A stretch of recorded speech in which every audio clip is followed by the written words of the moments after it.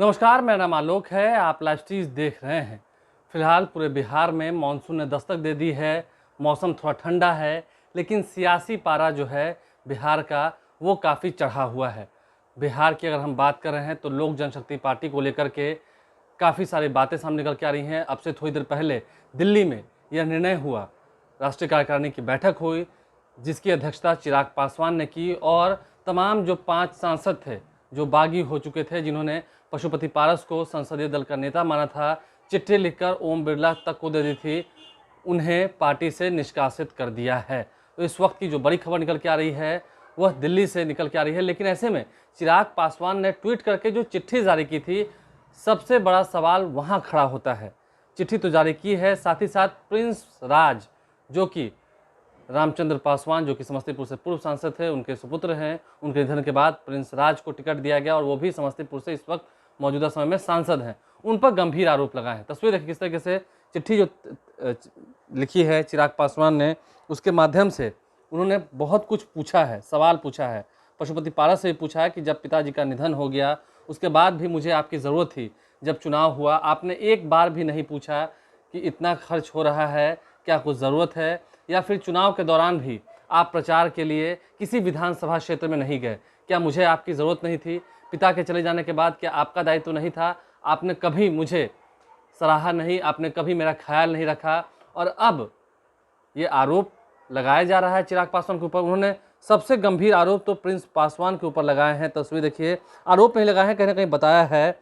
क्या कुछ लिखा है चिट्ठी जो आप ये देख रहे होंगे, उसमें साफ साफ ये बताया गया है।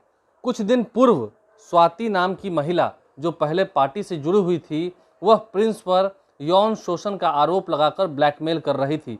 परिवार के बड़े होने के नाते आपसे इस विषय पर परामर्श किया, लेकिन आपने इस गंभीर मामले को भी अनदेखा कर दिया।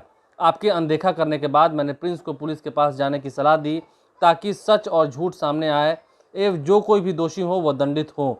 संगठन को लेकर जब भी मैंने आपसे चर्चा करनी चाहिए या सुझाव मांगा तो आपने हमेशा यह कहकर नकार दिया कि आपका इससे कुछ लेना देना ही नहीं है। पार्टी के कार्यक्रमों में जब भी आपको आमंत्रित किया गया आपने हमेशा उसे अस्वीकार किया है।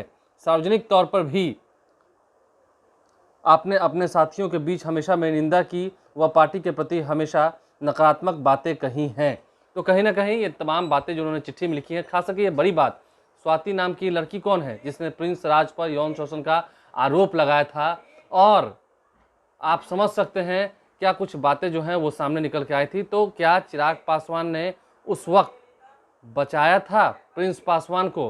कहीं ना कहीं काफ़ी सारी बातें जो निकल के आ रही हैं चिट्ठी के माध्यम से आपने देखी होगी और आप सुन भी रहे होंगे क्या कुछ उनके नेता लगातार कह रहे हैं, बयानबाजी दे रहे हैं। और अब इस चिट्ठी के बाद सियासी पारा जो है वो चढ़ गया है। क्या प्रिंस पासवान को चिराग पासवान ने बचाया था? ये स्वाति नाम की लड़की कौन है?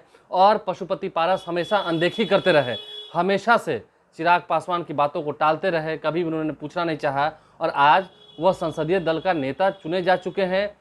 क्या वह पार्टी से बगावत कर रहे हैं? इन तमाम बातों का आरोप जब चिराग पासवान ने चिट्ठी लिखकर लगाई है तो इसका जवाब क्या निकल के आता है? ये भी खबर निकल के आ रही है कि कल दिल्ली में प्रेस कॉन्फ्रेंस कर सकते हैं चिराग पासवान। तो ये तमाम बातें जो उजागर हुई हैं, क्या इसका जवाब प्रिंस राज दे पाएंगे या फिर पशुपति पारस दे पाएंगे? बहरहाल आप लाइव स्ट्रीज का बने रहें, हमारे चैनल को सब्सक्राइब कर लें, साथ साथ फेसबुक पेज भी लाइक करें। इसके अलावा ट्विटर हैंडल पर भी लाइव स्ट्रीज को फॉलो करें। धन्यवाद।